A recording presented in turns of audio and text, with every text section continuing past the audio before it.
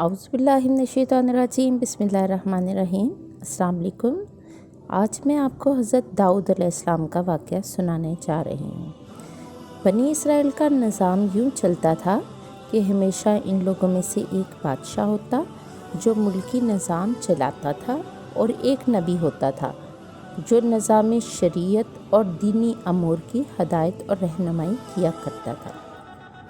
और यूँ दस्तूर चला आ रहा था कि बादशाही यहूदा बिन याकूब अलैहिस्सलाम के ख़ानदान से रहती और नबूवत लादी बिन याकूब अलैहिस्सलाम के ख़ानदान का तराई इम्तियाज़ था। हज़रत शमीउल अलैहिस्सलाम जब नबूवत से सरफराज किए गए तो इनके ज़माना में कोई बादशाह नहीं था। तो बनी इसराइल ने आपसे दरख्वास्त की कि आप किसी को हमारा बादशाह बना दीजिए। तो आपने हुक्म खुदावंदी के मुताबिक तालूत को बादशाह बना दिया, और जो बनी इसराइल में सबसे ज़्यादा ताकतवर और सबसे बड़ा आलिम था, लेकिन बहुत ही गरीब और मुफलिस था। चमड़ा पकाकर या बकरियों की चरवाही करके ज़िंदगी बसर करता था। इस पर बनी इसराइल को इतराज़ हुआ कि तालूत शाही ख़ानदान से नहीं, लिहाजा ये क्यों कर और कैसे हमारा बादशाह हो सकता है। इससे ज़्यादा तो बादशाहत के हकदार हम लोग हैं, क्योंकि हम लोग शाही ख़ानदान से हैं। फिर तालूत के पास कुछ माल भी नहीं, एक गरीब और मुफलिस इंसान भला तख्ते शाही के लायक क्यों कर हो सकता है। बनी इसराइल के इस एतराज़ का जवाब देते हुए हज़रत शमीउल अलैहिस्सलाम ने तकरीर फरमाई, जिसका ज़िक्र अल्लाह ताला ने कुरान पाक में भी फरमाया है। फरमाया, इसे अल्लाह ने तुम पर चुन लिया, इसे इल्म और जिस्म में कुशादगी दी गई। अल्लाह ताला अपना मुल्क जिसे चाहे दे। अल्लाह वुसअत वाला इल्म वाला है। और इनसे इनके नबी ने फरमाया कि इनकी बादशाही की निशानी ये है कि आएगा तुम्हारे पास ताबूत जिसमें तुम्हारे रब की तरफ से दिलों का चैन है। चुनाचे थोड़ी ही देर बाद 4 फरिश्ते ताबूत सकीना लेकर हाजिर हो गए। संदूक को देकर हज़रत शमीउल अलैहिस्सलाम के पास रख दिया गया, और ये देखकर तमाम बनी इसराइल ने तालूत की बादशाही को तस्लीम कर लिया। आपने बादशाह बनकर ना सिर्फ मुल्की निज़ाम संभाला, बल्कि बनी इसराइल की फ़ौज भर्ती करके कौम अमालिका के कुफ़ार से जहाद भी फरमाया। अल्लाह ताला ने इस वाक़े का ज़िक्र कुरान मजीद में फ़रमाते हुए इस तरह इरशाद फरमाया, जिसका तर्जुमा कुछ यूँ है, और इनसे इनके नबी ने फरमाया, बेशक अल्लाह ने तालूत को तुम्हारा बादशाह बनाकर भेजा। बोले, इसे हम पर बादशाही क्यों कर होगी, और हम इससे ज़्यादा सल्तनत मुस्तहिक हैं, और इसे माल में भी वसअत नहीं दी गई। फरमाया, इसे अल्लाह ने चुन लिया, और इसे इल्म और जिस्म में कुशादगी दी गई। अल्लाह ताला अपना मुल्क जिसे चाहे दे। अल्लाह ताला वुसअत वाला इल्म वाला है। जब तालूत बनी इसराइल के बादशाह बन गए तो आपने बनी इसराइल को जहाद के लिए तैयार किया, और एक काफिर बादशाह जालूत से जंग करने के लिए अपनी फ़ौज को लेकर मैदान जंग में निकले। जालूत बहुत ही कद्दावर और नहायत ही ताकतवर बादशाह था। वो सर पर लोहे की जो टोपी पहनता था, इसका वज़न 300 रतल था। जब दोनों फ़ौजें मैदान में लड़ाई के लिए सफ़ आरा हो चुकी तो हज़रत तालूत ने अपने लश्कर में ऐलान फरमा दिया, जो शख्स जालूत को कत्ल करेगा, अपनी शहज़ादी का निकाह इससे कर दूंगा, और अपनी आधी सल्तनत भी इसको अता कर दूंगा।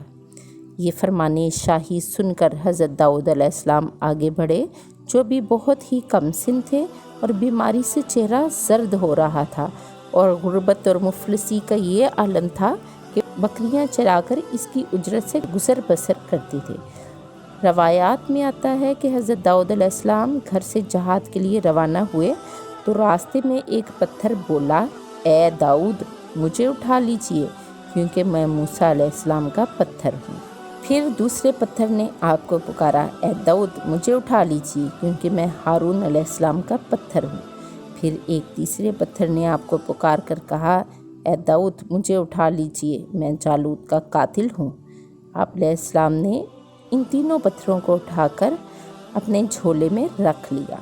जब जंग शुरू हुई तो हज़रत दाऊद अलैहिस्सलाम अपनी गुलेल लेकर सफ़ों से आगे बढ़े, और जब जालूत पर आपकी नज़र पड़ी तो आपने इन तीनों पत्थरों को अपनी गुलेल में रखकर बिस्मिल्लाह पढ़कर गुलेल से तीनों पत्थरों को जालूत के ऊपर फेंक दिया, और तीनों पत्थर जाकर जालूत की नाक और खोपड़ी पर लगे और इसके भेजे को पाश पाश करके सर के पीछे से निकलकर 3 जालूतियों को लगे और सब के सब मकतूल हो गए।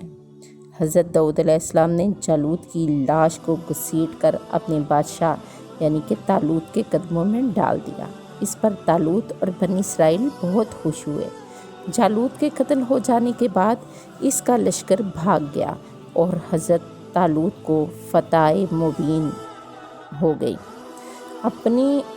अपने ऐलान के मुताबिक हज़रत तालूत ने हज़रत दाऊद अलैहिस्सलाम के साथ अपनी लड़की का निकाह कर दिया और अपनी आधी सल्तनत का इनको सुल्तान बना दिया।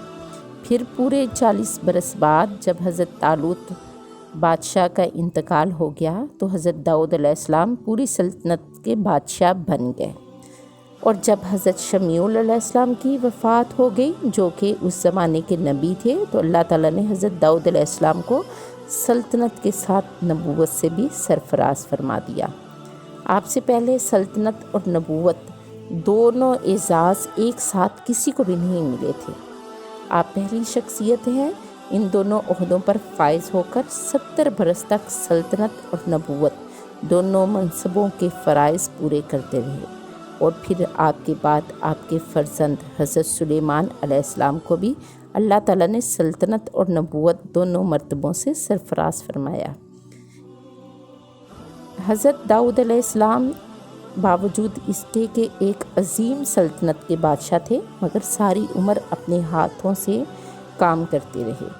आपकी आदत थी कि आप भेस बदल कर अपनी सल्तनत में निकलते और लोगों से पूछा करते थे कि दाऊद अलैहिस्सलाम कैसे बादशाह हैं।